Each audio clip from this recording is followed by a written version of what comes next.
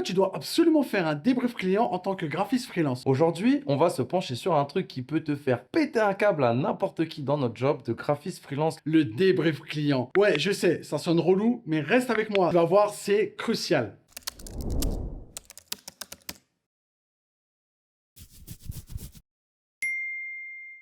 Le premier point, qui est un point important et pas des moindres, c'est que déjà, ça évite les quiproquos. Qu'est-ce que ça veut dire éviter les quiproquos? Alors, imagine. C'est bon là, t'imagines? T'as passé des heures sur un projet. T'es fier comme un coq, et là, boum, ton client te sort. Ce n'est vraiment pas ce à quoi je pensais. No, God! No, God, please, no! No! No! No! Franchement, ça te fait pas péter les plombs, ça? Le débrief, c'est le moment de vérifier que tu as bien capté ce que le client voulait. C'est vital pour éviter les déceptions. Le deuxième point, ça permet de valoriser ton boulot. Bon, soyons directs. Combien de fois tu as dû faire des motifs gratuits parce que tu n'as pas capté les attentes du client? Pas cool, hein? À titre d'exemple, Attends, moi, il m'est arrivé une fois je vous mets de sur vouloir pause, je floute tout ça et je vous présente la boussole. N'oubliez pas de la télécharger, le lien est dans la description. Ciao l'équipe, bonne vidéo. À titre d'exemple, moi, il m'est arrivé une fois de vouloir rembourser un client. Pourquoi? Car il me harcelait de modifs. H24, moi, je ne savais plus à quel moment ça allait s'arrêter. Pourquoi? Parce qu'on ne s'est pas compris dès le départ. Enfin, c'est pas vraiment qu'on ne s'est pas compris, c'est que lui ne savait pas ce qu'il voulait. Donc, moi, j'ai essayé de comprendre sa demande et au final, j'ai pas vraiment réussi. Il est arrivé à un moment donné où je n'étais plus rentable. Je me suis dit, vaut mieux le rembourser et je lui ai envoyé un message. Je lui ai dit, écoute, on arrête là, c'est fini, je vais te rembourser, il n'y a aucun souci. Comme on dit chez nous, vaut mieux perdre une main qu'un bras. On s'est arrêté là, mais fort heureusement, on a réussi à trouver un terrain d'entente. Peut-être qu'il fallait ce petit coup de pression pour débloquer la situation. Le débrief, c'est ton moment pour briller. C'est là que tu montres tout le taf et la créativité que tu as mis dans le projet. Et du coup, ça justifie chaque euro que tu factures. Le troisième point, c'est pour la paix de l'esprit. Non, on va pas méditer ensemble, vous inquiétez pas. Tu as aussi cette petite voix dans ta tête qui te dit que tu es nul, surtout quand un client te fait un retour négatif. On connaît ça, crois-moi. Sans compter le syndrome de l'imposteur, etc.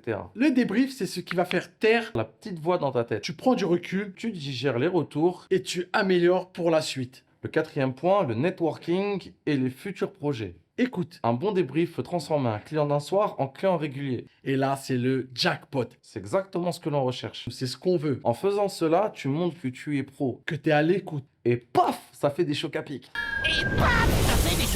Non, je rigole. Tu marques des points pour le futur. Je vais vous donner l'exemple d'un client qui s'appelle Burger Choya. Donc, on a réalisé ces menus boards avant le Covid. Je sais plus trop, je pense, on va dire 2018-2019. Ce client-là, en fait, a fait des modifications sur ses menus boards et j'étais pas disponible au moment où il avait besoin de faire ces modifications. Il est passé par 2 autres agences. Et il n'était pas satisfait du résultat qu'il a eu. Il nous a demandé, donc là, du coup, pour la rentrée scolaire 2023, de refaire ses menus boards. Et j'ai eu une discussion donc avec lui cet été et il m'expliquait qu'il était étonné parce que les menus qu'on avait fait il y a 4-5 ans en arrière étaient toujours au goût du jour et en fait ça lui suffisait largement en termes de design comparé à ce qu'il avait fait là cette année. C'est vraiment très important de se poser avec le client et de savoir ce dont il a besoin pour pouvoir lui pondre le meilleur résultat possible. Le cinquième point, apprendre et s'améliorer, encore et toujours. On ne l'oublie pas, chaque débrief c'est une leçon en or. Ça n'a pas de valeur, en design, en com, en tout. Et d'ailleurs certains clients ont même des très bonnes idées, faut tout de même l'avouer. Et oui, ils sont plutôt créatifs. Et le fait qu'ils aient un esprit créatif, ça fait évoluer ton travail parce qu'ils vont t'apporter des idées que tu n'avais pas forcément et ça va te permettre de t'améliorer. Tu prends le bon, tu jettes le mauvais.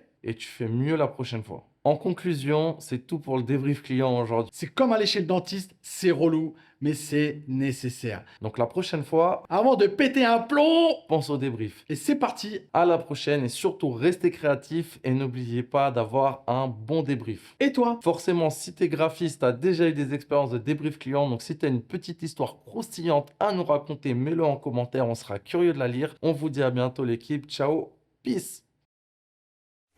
Ok l'équipe, n'oubliez pas de vous abonner, ça fait toujours plaisir. Et si vous souhaitez recevoir nos prochaines vidéos, cliquez sur la cloche.